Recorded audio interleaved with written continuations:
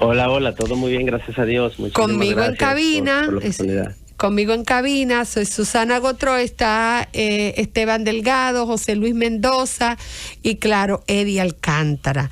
Y quisiera Mucho que gusto, nos todo el equipo. comentara un poco sobre tu propuesta, sobre cómo eficientizar las compras públicas y lograr que sea un instrumento transparente, racional y que, bueno, mejore, abarate los precios, se logren los fines que tiene la ley de compra y contrataciones. Claro, claro. Gracias por la oportunidad. Bueno, mira, el tema de las contrataciones públicas y el tema de la eficiencia de las contrataciones públicas es un tema sumamente interesante de tratar y más aún en momentos de crisis, momentos en los que la sociedad del mundo en general está buscando ver cómo administra mejor los recursos que tiene, que todos sabemos que son finitos, y eso incluye al gobierno. Sabemos que el gobierno desde que comenzó este tema de crisis ha estado haciendo gastos extraordinarios, muchas veces muy probablemente no previstos, y eso pues de alguna manera afecta la disponibilidad de presupuesto para prestar los servicios que debe de prestarle a la población, y a fin de cuentas, si no hay recursos disponibles para garantizar esos servicios, pues termina teniendo un impacto en la gente directamente.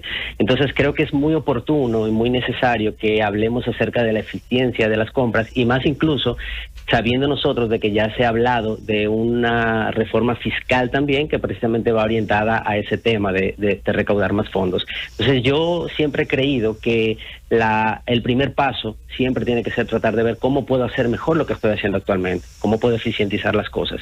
Entonces nosotros pues hemos hecho un humilde aporte a este tema sobre cómo nosotros entendemos que pudiera lograrse mayor eficiencia. Y para que tengamos una idea de lo que estamos hablando, hay estimaciones que dicen que en contrataciones públicas se gasta el 30% del presupuesto nacional. Entonces, si asumimos que el presupuesto nacional de este año es de más de $1 billón de pesos, 1.037.000 millones de pesos para ser exactos, el 30% que se dedicarían a compras en el año 2021, estamos hablando de que se van a gastar 311.000 millones de pesos en compras y contrataciones públicas. Por tanto, cualquier pequeño ajuste que yo mueva, o sea, con un poquitico que yo mueva la aguja en términos de eficiencia, es mucho dinero. Yo hice un cálculo que si nosotros lográramos solamente un 5% de eficiencia de estos 311.000 millones, pues nosotros tendríamos un ahorro, una disponibilidad de 15.550 millones de pesos. Más aún, con solamente un ahorro de un 1%, tendríamos 3.100 millones de pesos. Para que tú tengas una idea de ustedes tengamos, y la gente que nos escucha tenga una idea de qué representarían este dinero en ahorro, pues el presupuesto completo que tiene la institución, por ejemplo, la Dirección General de Contrataciones Públicas, es de 480 millones. La Cámara de Cuentas tiene 974 millones y Contraloría tiene 1.8 mil millones. Entonces, si nosotros logramos eficientizar un 1% solamente de las compras públicas de este año 2021, nosotros pudiéramos cubrir el presupuesto de esos 3 organismos de control. ¿Y cómo hacerlo? Entonces, exacto. ¿cuáles serían esas propuestas que nosotros estamos hablando? Yo tengo 5 propuestas que creo que pueden tener un impacto muy positivo en este sentido. Y propuestas además probadas ya, en base a la experiencia. Estoy hablando más de 10, 12 años conociendo este tema y pues probando. Todo lo que estoy planteando aquí es porque lo he probado y sé que produce resultado. Entonces la primera es mejorar la planificación de las compras. Eso es fundamental. Si nosotros queremos eficiencia, no podemos comprar a la carrera. Tenemos que cada vez más ser más disciplinados en la planificación de nuestros procesos de compra. Y yo pongo, por ejemplo, si nosotros lanzamos un proceso para comprar, qué sé yo, cualquier insumo, neumáticos para vehículos, si nosotros no lo hicimos a tiempo y necesitamos que los neumáticos se reciban en 5, en 7 días, evidentemente los oferentes van a tener que buscar proveedores que les suplan a ellos y traer eso importado muchas veces por avión, que es mucho más costoso que si yo de repente pudiera hacer una planificación y digo, no, yo lo quiero de aquí a 60 días, pues ellos pudieran de repente pedirlo por barco y eso sale mucho menos costoso. Yo calculo que con la planificación pudiéramos nosotros ahorrar entre un 5 y un 10% de lo que nos cuesta, porque los proveedores, y ustedes tienen que saberlo, no pierden. Entonces ellos todo lo que yo le pida me lo van a dar, pero me van a cargar eso adicional a su cotización. Carlos. Entonces, sí. Mira, hay un tema, a mí me parece fabuloso, creo que lo estás describiendo no solo con mucha lógica, yo diría que hasta está siendo didáctico y eso te lo agradecemos porque así como aprendemos mucho de regulación con Susana, yo pienso que cuando se habla de esos temas es importante que el pueblo ya no te pueda entender. Mira, Yo tengo un problema de fondo, además del que hay de forma. Y es, Carlos, la vocación, yo diría que la glándula pituitaria tiene una enfermedad, tú sabes, que es la acromegalia, el gigantismo. Los estados en América Latina tienen acromegalia, tienen un defecto de fábrica, y yo le llamo estadolatría, aquí los compañeros lo saben, donde cada partido, no importa si se dice de izquierda, derecha, conservador o liberal, para cada cosa nueva te crea un ministerio. América Latina tiene en promedio 18 ministerios cada gobierno. Paraguay tiene 12 ministerios. Es uno de los países con más crecimientos en los últimos años en nuestra América Latina. Nosotros creo que estamos por 24 y hay direcciones nacionales que tienen categoría de ministerio, hay oficinas descentralizadas, entre comillas. Entonces yo entiendo que una ley puede intentar dar una metodología muy correcta, muy práctica, pero en un estado grande, innecesariamente grande, va a ser muy difícil controlar ese elemento de las compras y contrataciones. Yo creo que no importa toda la buena voluntad que haya. Sí, bueno, yo te puedo decir, la eficiencia en el gasto público es muy amplia. Hay muchos mecanismos o estrategias que se han probado sobre cómo se puede eficientizar el gasto. Y una de las estrategias tiene que ver con las compras, otra, como tú bien dices, tiene que ver con reducir el tamaño del gobierno, y es posible, de hecho, hacerlo. Pero igual, si tú tuvieras pocas instituciones, pero que no compran bien, esas pocas que gastan mucho, igual tú vas a estar teniendo el mismo efecto. Entonces, creo que por eso es muy importante, y si me permites continuar con las otras claro que sí, claro. recomendaciones. Pues bueno, la segunda propuesta que yo tengo, que se utiliza muy poco, son las compras conjuntas. Las compras conjuntas es una modalidad prevista por la ley de compras, la ley 340-06, que establece que varias instituciones se pueden juntar y hacer un proceso en común, todas ellas. Se selecciona una, que es la que va a dirigir, por así decir, el proceso, pero todas ellas se juntan y en vez de lanzar cada una su proceso individual, lo hacen de manera unificada. Nosotros sabemos que todas las instituciones públicas, por ejemplo, es inevitable, compran material gastable, pero cada una lo compra de manera individual. Cuando tú compras de manera individual, todos nosotros sabemos que por economía de escala es más caro el precio.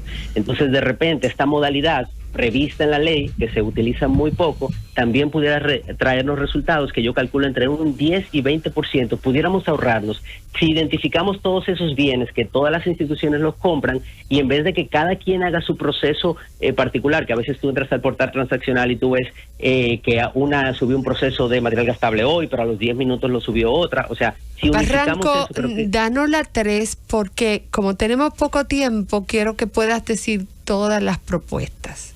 Perfecto. La tercera es aumentar las compras por subasta inversa. Este es un proceso también previsto en la ley, que contempla un proceso de pujas a la baja, donde un oferente presenta Ahí una te oferta. tengo que hacer la pregunta que era la que te iba a hacer fuera de las propuestas. La que hemos visto, la de jeringuillas, era una subasta inversa, aunque la gente no maneja el tema, porque se puso un tope, y todo tope es el proceso que se supone que estaban utilizando.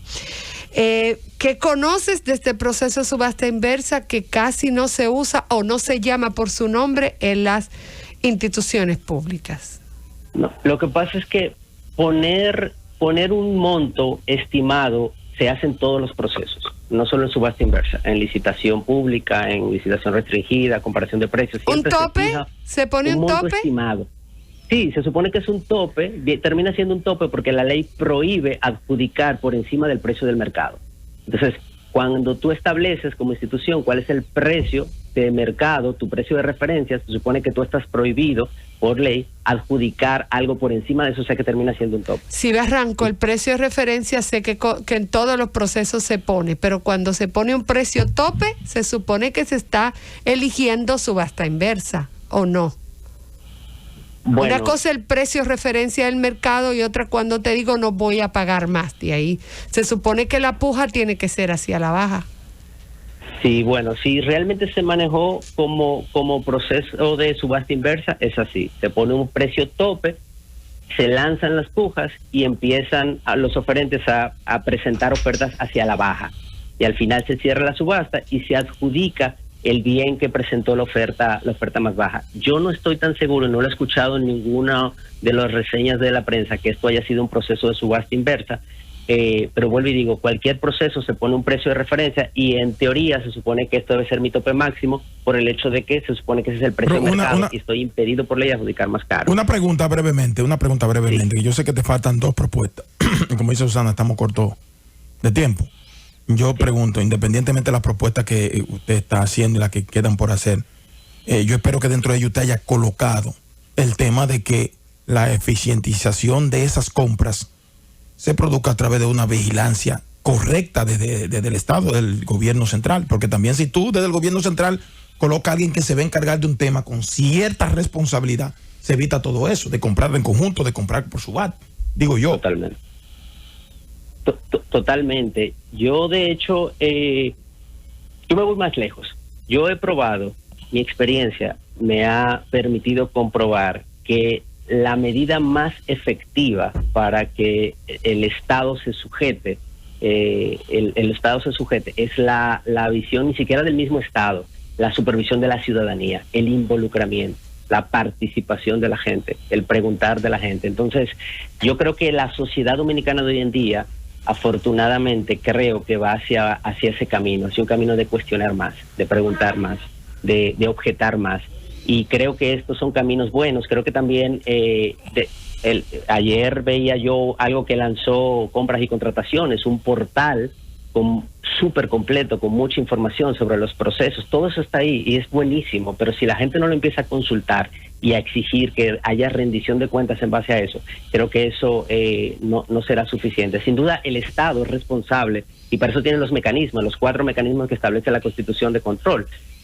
Dentro de ellos incluso el mecanismo de control, el control externo, que si me permiten, aprovecho para comentarles que de hecho yo soy parte de los postulantes a miembros de la Cámara de Cuentas. Excelente. Entonces, bueno. Mira, eso es bueno saberlo porque, por ejemplo, Claro. uno siempre echa en falta cuando se hablan de esos cargos, Claro. cuáles son los técnicos en eso. Exacto. O sea, uno, abogado, digo, no tengo nada, hay abogados Claro, buenísimos claro. en esa área, pero no saben nada la de cosa. control ni de regulación.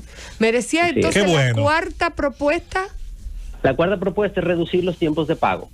Exacto. Eso sin lugar a dudas va a reducir porque, como digo, el oferente lo único que hace es, dice, ya yo sé que en esa institución tardan 90 días en pagar. Bueno, cárgale el precio del financiamiento que yo tengo que incurrir. Entonces, sin duda, bajar los precios de pago pues nos va a permitir tener mejores ofertas.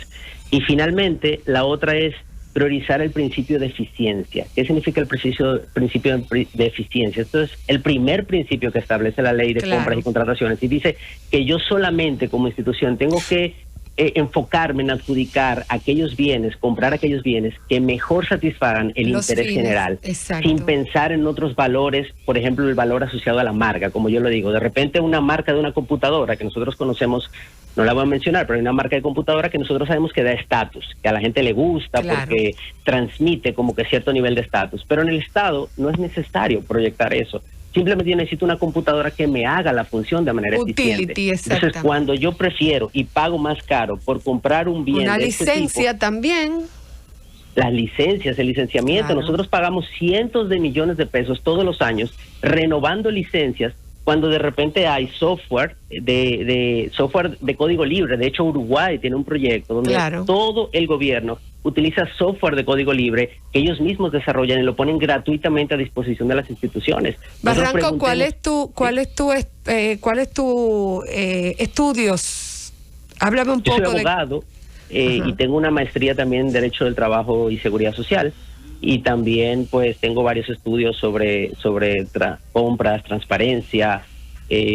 Duré 5 años trabajando como responsable de acceso a la información pública en el Seguro Nacional de Salud. Ahí fue que, Excelente. pues, Tú eres empecé a enamorarme Friday de ya. todos estos temas de transparencia y compras y eficiencia. Mira, ya no tenemos que ir, pero yo quiero que tú me digas rápidamente por qué debieran de elegirte a la Cámara de Cuentas. Bueno, gracias por la oportunidad. Básicamente yo he identificado en mi perfil humildemente 4 características que yo creo que son importantes. La primera es la experiencia. Yo tengo más de 12 años en posiciones directivas, tanto en el sector público como en el privado, que de hecho yo trabajo actualmente en el sector privado. Como La director de 2, innovación sigue, de la una empresa. 2. Entonces, básicamente la experiencia de transformar organizaciones. Básicamente yo lo que me he dedicado es a eso, a llegar a un lugar, identificar los retos y transformarla y producir resultados y resultados tangibles. Okay. Eso es lo primero.